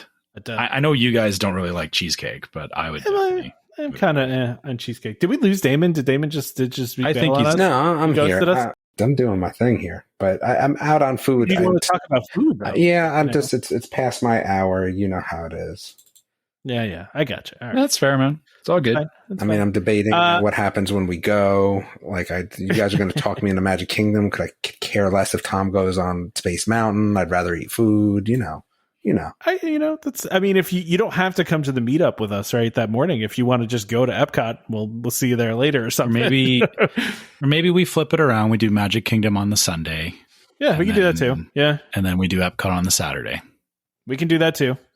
Yep. I just know I will say if we're doing all this eating around the world, I'll be honest, I probably won't be in the mood to like we shouldn't book anywhere to eat. Think about it, for though, the meetup. Trevor. Everyone's going to want to chat with us. We're not going to have time to eat. Yeah. I'll be full by then if we're eating around the world before then. So true. Yeah, true. All right. Well, let's keep talking here. Do you like the Spike the Bee sipper cup? I like it. I like Spike. I think he's a cool character, and I like that he's like the. Well, is he the official mascot of Flower and Garden, or is he the unofficial? No, it's the honey bistro. Yeah, but he's kind of like one of the mascots. I feel like of Flower and Garden, kind of. Fair, but I mean specifically a place dedicated to honey. Sure. Well, no, it makes sense to sell him there. No, I'm not disagreeing with that. I'm just saying, like, I like the sipper. He's kind of cool looking. Yeah. Let's see what else we got here and keep going here. Ooh, crispy marinated pork belly. Why do you got to ruin it with avocado? With the avocado again. Man, it looks so good until I saw the avocado piece. Maybe I'll make you try it. And this tuna tataki bowl as well. No. The yuzu glaze, I bet that's really good. You think so? Yeah. It looks like it's seared tuna. That's perfect. I'm not even I'm out on this whole thing because I'm not doing a grapefruit tart either. I hate grapefruit. Oh, I'm out for this whole thing except for the orange bird sipper. Maybe I might rock the sipper, but that's about it. So you're gonna abandon me near the port of entry. Yeah, I'll be over here by myself. And this is the citrus blossom for those wondering. Yeah. All right. Well, let's keep it going. All right. Refreshment port near Canada. House-made Italian sausage and peppers poutine. I'm not a big pepper fan, but I'd probably rock this. This doesn't look. I mean, it doesn't look as good as some of the other poutine I've seen, but it looks all right. Where's the? Oh, it's plant based though. It's plant based. So is that supposed to? I can't tell if that's supposed to be cheese or gravy on it. Like it. That's a good question. Maybe it's a white gravy. It could just be a white gravy, or it's just like a processed cheese that they. I mean, listen, what's wrong with processed cheese? Right, like cheese whiz. But there's no cheese curd on it. What are you doing? Not poutine. I know. Yes. We know, Trevor. We know. Okay, we know. I'm kidding. I love poutine. So. All right. Let's keep going. Pineapple Promenade near port of entry. I mean, it just has a hot dog. Who cares? Hot dog with pineapple chutney. Yeah, it just looks like a standard Disney hot dog, though, right? Like, I want pineapple on my hot dog. Yeah, I don't want pineapple on my anything. So, you know what worries me about this is that they list Dole Whip and then they put in brackets plant based. What have I been eating? I think the Dole Whip is always plant based. I think it's made of pineapple. So what? Yeah. Why do you have to specify that it's plant based? It's for people that are on plant based diets, right? So I'm so glad I didn't get that meat Dole Whip. Hazy pebbles. See, even this episode's too long for Trevor. He's getting a little out of control, fellas. Yeah, we're getting a little crazy. Yeah, we're punchy here. It's good. It's late for me too in the day. Yeah. Hazy Pebbles fruity hazy milkshake sounds kind of interesting. I don't know what that is, but it sounds like it's Fruity Pebbles related, and I kind of want it. All right, let's go to Trowel and Trellis, hosted by Impossible. So this is all plant-based, okay? Okay, that's fair. Yeah. Yeah, so we got grilled baby vegetables with hummus cream and red peppers. Meh. I don't even know what that word is. Coolie? Oh, it's a coolie. Coolie, yeah. Yes. I do know that word. It's a coolie. Okay. You've just never seen it spelled before. Yeah, that's exactly right. I've never seen it spelled out before. I've heard it a million times, but okay. Impossible sausage and kale soup. Meh. Not into that. Yeah. Boneless well, of course it's going to be boneless because it's plant-based. It's not going to have a real bone in it as a Korean short rib. Sorry, I just think it's weird that they said boneless. Well, I mean, you could have those rhubarb bones in there. I don't know. Yes, I don't know. Yeah, but boneless short rib with cilantro, lime rice, damuji slaw, I guess, and kimchi's mayonnaise. Oh, I like kimchi. That would be good. All right. And then the chocolate cake with whipped. Okay, I'm not going to say that. Mousse, raspberry gelato, and fresh raspberries. All right, that sounds fine. I'm up for a chocolate cake, I guess. Listen, I'm not into the plant-based stuff, so I'm probably going to stay away from this booth. Yeah. Not like, be afraid of it or anything. I have no need for it. So this next one, the refreshment outpost, So pineapple skewer with Taijin seasoning. I mean, that's the thing at Disneyland, right? They do that. Disneyland. It is, yeah. And so I would not pay for this in the parks because you can actually get Taijin like at grocery stores and whatnot. But I recommend like you can just go buy pineapple skewers and throw Taijin on. I've done this myself. It's actually really good. yeah, you don't need to pay for that. Yeah. But now we're on the Germany, the farmers market here, and now we're speaking my language. Okay, now we're talking and applesauce, potato pancake with caramelized ham, onions, and herb sour cream. In for that, toasted pretzel bread topped with Black Forest ham and melted Gruyere. Give me 12 of those. I want all of it. Like that looks amazing. And then a warm cheese strudel with mixed berry. I'm just going to eat everything from this booth. So I'll be at the citrus one, and you'll be in Germany. You're not so feeling we're any be on of this? like opposite. Well, no. Okay. Yeah, I can't do. Or you can't. Okay, I guess I know. Yeah. I can't do a lot of cheese. So the pretzel bread is out. I would probably do the potato pancakes with the applesauce. Yeah. And can't do the strudel either. Yeah, you're really out on the strudel. A lot of this. The strudel's a maybe. That's the problem. I have to kind of play, or I have to see how these things actually look. Like if there's too much dairy, it doesn't work for me. And I know it's a stupid problem, but I also want this sparkling wine and apple liqueur that they have. Apfelschwein. I don't know. I'm German. I should know how to say these things, but I want that. That sounds good. Wine. That I think you got it. Yeah.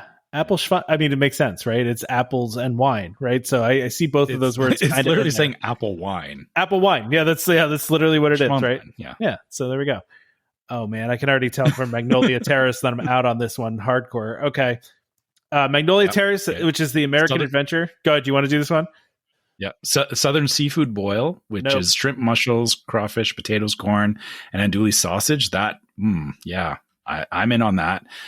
Spicy chicken gumbo with andouille sausage, and in all caps, Ben's Original long green rice.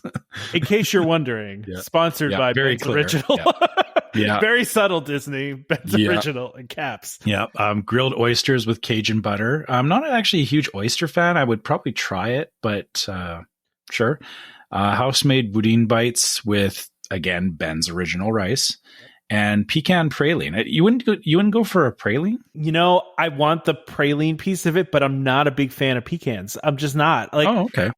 So if they're crushed up enough, like a whole one like this, I'm out. Right? Like if it's a subtle taste.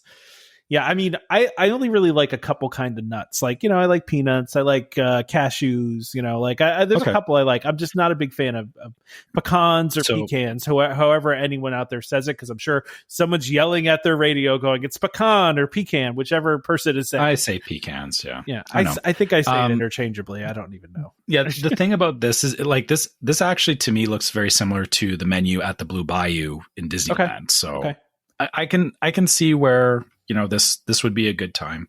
Yeah. Okay. Yeah. Let's see what else we got here. Tangerine Cafe with Mediterranean flatbread. Looks okay. That's all I have. Yeah. And vanilla, rosewater, and pistachio panna cotta as well, which is that rose-looking thing. These are both very pretty dishes. Like the Mediterranean flatbread, those leaves that they have on top are very like pretty looking. You know, they're very, like, they've got like the red stems with like the green leaf. It's very, very nice looking. But and the rose is really pretty too. So, man, how about this next one? Oh yeah, I'm in for a lot of. Arepas, is that how you? Yeah, say arepas. Yeah, I love arepas. I don't even know if I'm saying it right, but topped with melted queso fresco. Yes, in totally. Topped with chorizo, also in. Not in with all the seafood, shrimp, crushed avocado, and I hate everything about that. So I feel like what we have to do is maybe when we hit up these booths is like you try the one and then I try the other one. All right. And we compare notes. I don't know. There you go. That works. Yeah. I love a tres leches cake, but not a coconut one. Get coconut out of here. I don't do coconut. So okay. Outside of that, though, I do like a good tres leches cake. I had a cinco leches cake one time when I was in Miami. It was amazing. I didn't even know there were that many leches available. I'm not well versed in that, so okay. Yeah. I have no idea what all the other milks were, but whatever. All right, so Farmer's Feast. This looks interesting. What do we got? Potato and leek soup. That sounds kind of good, man. I'm kind of in on that. I don't love leeks, but potato soup. I like a good potato cold soup. Like, okay, I guess I haven't had a lot of cold soup, so I just don't know what to expect with this. Well, good news, it's not even going to be available while we're there because it's only available March 2nd through April 9th. So, okay, then let's ignore this. Yeah, let's ignore that altogether. Farmer Feast, skipping. Yeah, so that's springtime menu. Yeah, this is the menu that will be there when we're there. So, okay. Grilled vegetable bruschetta with marinated peppers, zucchinis. No, I'm good. I'm good on that one. Okay. Yep. And then herb crusted spring lamb, marbled potato, spring vegetables, and then that one sounds interesting to me. Yeah, I'm not a lamb fan. Here's Damon's favorite: a strawberry rhubarb upside down cake. Oh, that's the secret menu item. I feel like if anybody gets that, they get like a special prize from us, right? Yeah. Just like because it's rhubarb. Yeah. Yeah. If you can bring us a strawberry rhubarb cake. Yeah, I don't know what will happen. Yeah, I don't know what will happen either. I just said that all of a sudden. So, and then the summer menu, again, not relevant to us, but barbecue seared pork tenderloin sounds awesome with summer succotash, herb butter. Don't get to have it. No, we don't get to have it. So we're not going to talk about it because even if you're not going to be there for the meetup, we don't care. We're being selfish here. A BLT scone? So what? This is at Cider House in the United Kingdom, by the way. Yes, a BLT scone with applewood smoked bacon, sun-dried tomatoes, and basil. I'm kind of in. Anything with bacon in it. I'm just, as soon as there's bacon in it, I'm kind of in. Oh, but that's okay. Sorry. I was thinking it was like a scone filled with those things. It's like they baked it into the scone. Yeah, they baked it into the scone, like pieces into the scone. I'm kind of in. I kind of want it. Okay. It looks good. It looks tasty. You can try that. I found I'm not a big fan of scones. Okay. I don't know. I don't like scones either, but I like the idea of the scone sounds good. I always find scones to be like too dry, like I'm just like I'm just not a fan of scones. But this dark chocolate raspberry tart with whipped cream, that looks good. Looks very fancy. Mm-hmm. I'm in. Yeah. Pink lemonade hard cider, watermelon hard cider. There's a lot of good drinks here. All right. Well, I mean, yeah, it's United Kingdom, of course. Of course. Of course. Yeah. Of course. Okay. We came to we're at Canada now. We're at Canada. All right. Let's see what they're representing from Canada. Seared scallops with French green beans, butter potatoes, brown butter vinaigrette, and applewood smoked bacon. Okay. Yeah. I can see that. Yeah. Beef tenderloin tip, mushroom bordelaise sauce, and whipped potatoes with garden vegetables. Again, pretty standard around here. I mean, it's your meat and potatoes kind of thing. And then griddled maple pound cake with warm peach compote and sweet corn gelato. Ooh, that sounds good, man. So that's kind of, that's hitting on a couple of different things there because they the across maple, Canada with that one, right? Yeah. Maple is a very very Eastern, like Quebec kind of thing. Peaches are everywhere, but at least for me, I always think of British Columbia for peaches because they have a lot of fantastic orchards out there that you can get stuff from. And then corn is Alberta. We have a lot during the summer. You can find a lot of farmers literally just like if you're driving down the highway, they'll be selling corn on the side of the road. Like nice. It's a thing. Nice. I don't know if it's common everywhere else. I'm used to seeing it everywhere, but yeah, this feels like it's kind of hitting a few different marks, which I like. Wow, look at that. You're actually satisfied with the Canadian representation for once. Yeah, I am. I'm going to give this one the seal of approval. Wow, all right. Nice. I don't know if it's actually good. We'll see. I'll be down to try this. We'll go see how good this is. All right, so we are like an hour and a half in here, and we still got a fair amount left. So let's blow through this. So we're at Mexico. Which one do we want like the most here? I'm going Taco Vampiros. Enchiladas all the way. Yeah. Okay. I mean, the Taco Vampiro sounds good to me. So vampire tacos. Yeah, exactly. Vampire tacos. Dude, this spicy chicken skewer from China. Oh, Lotus House. Yeah. Man, that looks good. Why do they have to be cheesy wontons? Let's make cheesy crab wontons. Yeah. Fine, I'll try the skewers. Okay. The skewer looks good, dude. And then all right, Italy. Arancini risotto balls stuffed with beef and tomatoes. Yeah, okay, that's good. I've had that. That's not new. It's good. Sweet sausage ravioli. Oh man, I want that too. And then the creamy Italian donuts. Again, these are all old dishes, and I want to eat all of them. Yeah. And then we've got Japan. My wife had the frushi last time. She really liked the frushi. Okay, would you be down to try the frushi or no? I mean, it's fruit sushi. Yeah, why not? Yeah. There's no actual fish in it, so there's that. I want to try the frushi, and I would try the chicken yakitori before the beef tataki. Agreed. I think. Agreed. Let's see what we got in France here. We got in France cheese croissant with herbs and I don't know what that last word is. Herbs and roast garlic. I was gonna say roasted garlic. You don't know what that? I was reading the French. Okay. Oh, you're reading the French part. Okay, fair enough. I didn't even translate it. I was just reading the French part.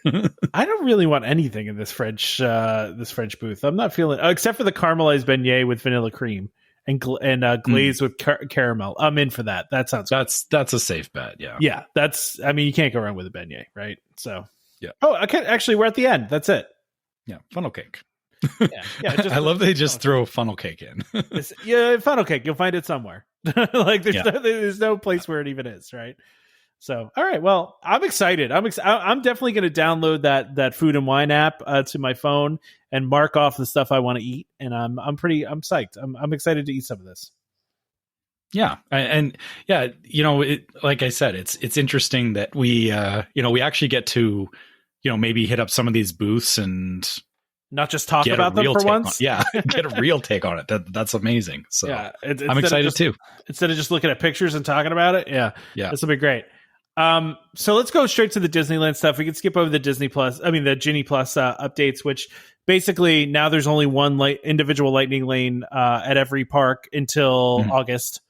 I'm assuming they did that to deal with crowds, right? So so yeah, that's pretty much. I mean, I kind of always had a feeling they were going to be flexible this way. So the only ones that are individual lightning lane now are Seven Dwarfs, Rise of the Resistance, Ratatouille, and Flight of Passage. Those are the ones that are individual now, which makes sense. So, all of them make sense. So the only caveat for that is if you're planning a trip, you do have to pay attention to how they're changing things, because it may if one of the rides that they put into Genie Plus or that they put into Lightning Lane is something that you really want to do, probably best to just know how to book that, whether you need Genie Plus or Lightning Lane. So yeah. So all right, Disneyland updates. Yeah. So I put in here, there was an interview with the president of Disneyland. I found a couple of his quotes interesting. But I think the two I found the most interesting is that the Mickey and Minnie's Runaway Railway they're building at Disneyland is going to be better. It's going to have some enhancements from the Florida one. Now, he doesn't say what those are. What I did read is that they were, obviously constrained by space because it was an existing building in Florida. And they're still constrained by space at Disneyland, but they're building a new building from scratch. So apparently, from what I've read, the rumor is that they're adding 3 entirely new additional scenes to this one, which is great. I mean, it's cool that they're going to be 2 different versions, right? And that's pretty par for the course when you talk East versus West Coast rides. Yeah. Because I can tell you from personal experience, Haunted Mansion, Pirates, all of the older rides, they do vary from East to West Coast as well. So I think it's good because it gives you some reason to see both. And I guess you could say the Florida one is inferior if they don't have those extra scenes, but it was also there first. So, I'll give it that. Yeah, they're going to add some stuff and probably enhance the technology a little bit, and make it a little cooler even. But the other one I found interesting too was the character experience comments, where he's basically saying the character experience is probably going to get back to normal sometime soon here, right?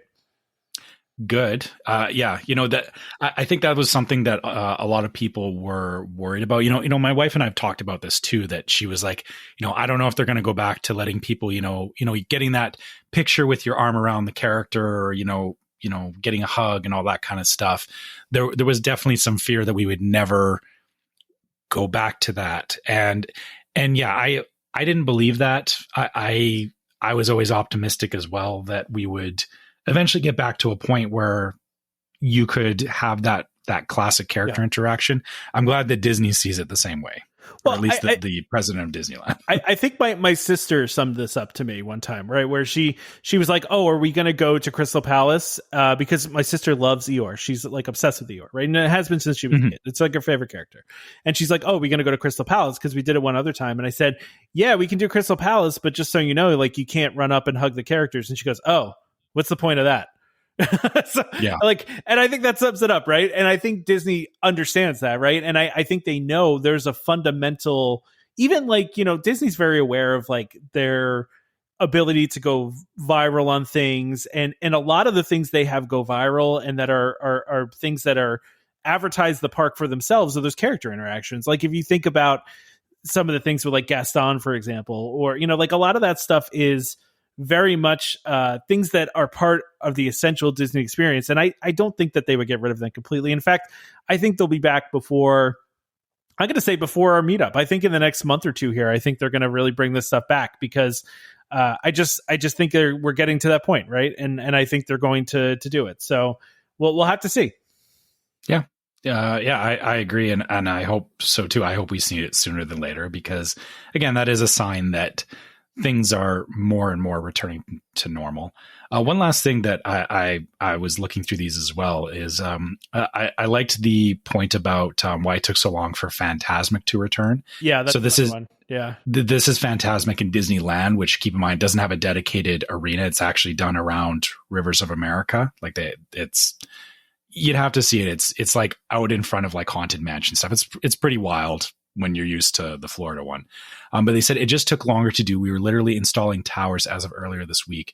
It's just a much more intricate, complex mechanical endeavor, which it's cool because how they do it in Disneyland, during the day, everything is kind of put away and you wouldn't know that a show goes on there. But then as you get into the evening, they block off sections in front of Rivers of America, and these towers actually like lift up for like the lighting and stuff like that. So it's good to see that that's coming back too, because again, that point about East versus West Coast, like Fantasmic it's the same show fundamentally, but there is definitely some differences between East and West Coast. Well, and we don't know what the new Florida version is going to look like, right? Because they said that they're enhancing it. They said they're adding things, but they haven't said what.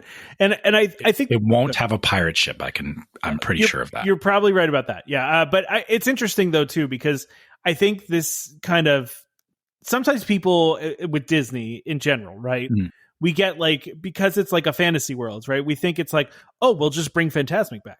It's like, well, no, there's some reality to this, right? Like it's not like you could just bring it back. You need the people that work it. You need the mechanical piece. You need to make sure everything's working correctly. You need to do rehearsals. Like there's a lot of work that goes into this stuff. And it's not just like, because people are saying like, oh, why did it take so long to come back? Well, it took so long to come back because it's a complex thing. It's very difficult to do. And Disney lost a lot of talent during that time that they were closed. And so you got to get those people back, or get people back that are talented that you can train up and get them to be able to do these things. It's not something that anyone you just pull off the street can do. You need certain talents to do this kind of stuff. So to your point about that, what I was talking about with the pirate ship, because you're probably like, where is that? No, I know what you're talking about. I know about the pirate ship. I'm aware. there is a whole there's a whole Peter Pan Captain Hook sequence on that pirate ship that like it's pretty involved, and it's on a moving pirate ship going along the water around Rivers of America. Like it's not it's not stationary, right? So I see where to your point, these kinds of things, it's not, you don't just, we'll just bring all the people back in and go. It's a lot of work. It is. And I mean, that's what they've been saying. And I think sometimes we forget that there's like realities around Disney. Like we don't want there to be realities, right? Like we want to go and everything to be seamless and everything to be fine. But, there's cast members, I've always thought this too. Like if cast members have bad days too, sometimes you get a grumpy cast member. I understand. Like there's times I've been at work and I've been grumpy too, but it's a lot more evident when you're on vacation and you're paying a lot of money and you expect these people to be chippy, like cheerful and chipper and, like every time you talk to them. So like, there's just realities and that's part of what I think is important to understand. But, we don't want to understand those things at Disney because we want to just forget all about that. We want to forget about reality. So the Disney bubble does not adhere to time and space. Exactly. So one last thing here, and I think this is huge. So Main Street Electrical Parade is coming back, as well as Disneyland Forever fireworks. Those are both coming back on April 22nd. And also World of Color and Fantasmic is coming back. And those are, so World of Color is coming back April 22nd as well, it looks like. And Fantasmic is coming back May 28th. Yeah. So, that's the point about that show takes a lot longer than these other ones. Exactly. And I think the big news here, though, is not that they're coming back. It's what they're doing to the Main Street Electrical Parade, where they're adding in new floats, which is cool. Like, I'm really psyched about this. It makes me hope that they bring it back to Disney World at some point, Mm-hmm. In particular, this float, I kind of would like to go and see it, but of course I can't get to Disneyland this year. But it's a Mary Blair Small World float. There's several though. There's a whole new grand finale, right? So there's the only thing I saw point out here was the Legend Mary Blair's iconic art style on It's a Small World. The new grand finale brings to life more than a dozen. Oh, okay, I see. Yeah. So it's in that style, but there's other parts to it. Okay. Yeah. So you have Encanto, you have Jungle Book, Raya and the Last Dragon, Aladdin, Coco, Mulan, Brave, Princess and the Frog, and more. And they have some pictures of this, and it looks awesome. They look amazing. And the grand finale, and this is going to be the new grand finale, comprises 7 segments stretching 118 feet in length, making it one of the longest and grandest units in the parade's 50-year history. So that's really cool that they're doing this. But at the same time, I'm thinking to myself, okay, this is a temporary thing for Disneyland. If they're going to make that kind of investment to build all these new floats, like that tells me it's coming. Like, I feel like they wouldn't just do that and then put it away again. You know what I mean? Yeah. It definitely looks like it'll stretch beyond the 50th. Yeah, it has to, right? Like, I feel like it's going to come back. I mean, they always like retire it and then bring it back because it's a fan favorite, right? But if you're going to put all this work into creating 7 new floats for it, I mean, you wouldn't just have it for a couple months. I mean, well, how long is this? Are they saying? They're just saying limited time, right? They're not. I don't think they said the actual length. No, they didn't. Yeah. Okay. So, I mean, theoretically, limited time could be a year and a half if they want it to be, right? Could be 5 years. Technically, that's a limited time. Yeah. So, I mean, this is great. I love that they're bringing some of the new, for lack of a better term, franchise or characters, I guess, into like that kind of older style of the electrical parade. Like it's just cool. I'm really psyched about it. The electrical parade, I mean, if you think about it, that should have been something that was continually evolving over time. It should have been, yeah, right? It should have been. But the evolved parade of that was Paint the Night, right? I mean, that was kind of like, yes. And they also had another one. Oh gosh, what was it called? There was one that came after Electrical Light Parade too. That was like an evolution too. Oh God, why am I forgetting the name of it? You know Spectrum Magic? Spectrum Magic. Thank you. Yeah. So I was like, is there another one? But yeah, I guess, yeah. I always lump Spectral Magic in with Main Street Electrical Parade for some reason. Like, I feel like they're the same parade, even though you're right, they're not. Well, yeah, exactly. So like it technically replaced it. So it's so funny if you pull up the Wikipedia article for this, for Spectro Magic, it says replaced Main Street Electrical Parade, replaced by Main Street Electrical Parade. That's hilarious.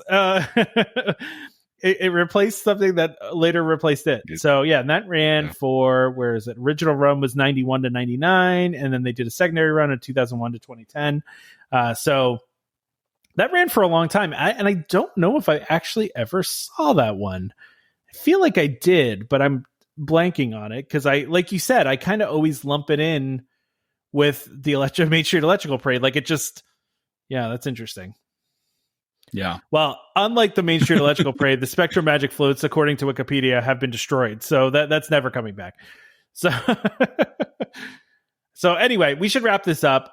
We don't have time to talk about the California Adventure Food and Wine Festival, which is fun. I'm fine with skipping that. Let's. Yeah, but I'm psyched about Main Street Electrical Parade coming back. I'll definitely watch videos of it to see the new floats, and I really hope it makes its way to Disney World again, because I think Disney World is sorely lacking a nighttime parade, and has been since Main Street Electrical Parade left. And I would love to see Paint the Night or something come to Disney World, because I think it would be amazing to see. So. Yeah. Do you think because of the Happily Ever After and what's the new Enchantment? Yeah. Do you think because they have those shows that they figure that's enough? Probably. That's probably why the rumor was, because there was a rumor fairly recently, like a month or two ago, that Paint the Night was going to be coming to Disney World, but to Hollywood Studios. Like that was that. Yeah. So that was the rumor. And I think if they do bring out another nighttime parade, I kind of believe the rumor of it being Hollywood Studios and not Magic Kingdom. But also that Magic Happens parade, was a nighttime and a daytime parade. And the nighttime version of it is amazing. So, I mean, that could also be an option too. But I mean, that one is just sitting there, ran for I feel so bad for the Imagineers that designed that one, because literally ran for 2 weeks, then stopped because of COVID, and then hasn't come back, and who knows if it's ever going to come back. I mean, all that work just wasted for 2 weeks, Yeah. Yeah. I feel like they probably were, excited for it, but then I'm sure they moved on to other things. But I know what you mean is, to put all that work in and have it go like that is, and just not know the future. Didn't feel good. That would bum me out, man. Yeah. All right, so let's wrap this thing up. Okay. We need to get out of here. Yeah, if you guys ever want to reach out to us, make sure you send us an email at welcomehomepodcast@gmail.com. Always love hearing from you guys, hearing your questions. You guys share your trip reports, all that kind of stuff. So keep it coming. And if you want to find us on social media, make sure you go check us out on Facebook as Welcome Home Podcast. We also have our group, the Welcome Home Disney Waitlist, where if you're wanting to get into the conversation and talk with all of our listeners, there's some great memes in there. We love talking with everybody in the group as well. Come join us there. You can also subscribe to our YouTube and Instagram channels, or YouTube channels, Welcome Home Podcast. Instagram is Welcome Home Pics. Again, as there hasn't been a lot of trips. There hasn't been a lot put on those channels. As we've been talking about the meetup and getting back to going to the parks. Probably good to be subscribed there so you can see stuff that's going on. And if you want to support the podcast, consider going to store.welcomehomepodcast.com and checking out the t-shirts and mugs and stuff we've got there. All that goes towards helping us do more things with the podcast. So even things like the Haunted River Country shirt that we did, we're planning to do something else like that in the future, or other little projects like that. So, buying some of our merchandise helps that. And in the same vein, patreon.com/welcomehomepod is another way to show some support for the podcast. We also have exclusive merchandise through Patreon that you can get for different donation levels. And it also gives you access to our Discord server, which again is another place that we have a lot of great conversations with our listeners. So please you can see a picture of me with creepy Mickey Mouse if you really want. You can see videos of Nightmare Fuel Mickey if you want to see that. It's gonna be haunting my dreams. yeah. I feel like that's gonna be a meme template for something. I don't know what, but So make sure you guys check that out. And last but not least, if you're listening to us on iTunes or Spotify or any of those services where you can leave a review, we definitely appreciate, hopefully we're worth giving 5 stars. It helps more people see the podcast, and that's really what we care about, is just getting it out there to more listeners. So please leave us a review or 5 stars on Spotify, and help us out with that. Yeah. And of course, don't forget to subscribe to Welcome Home Podcast so you can be reminded every time we release a new episode. You can find our podcast on Apple Podcasts, Google Podcasts, Amazon Music, TuneIn, Stitcher, Spotify, just about any podcast app out there. You can find us, just search for Welcome Home, look for the one that's Disney and DVC. I think at this point, we're the number one Welcome Home out there, so I hope so anyway. So search for us, you'll find us.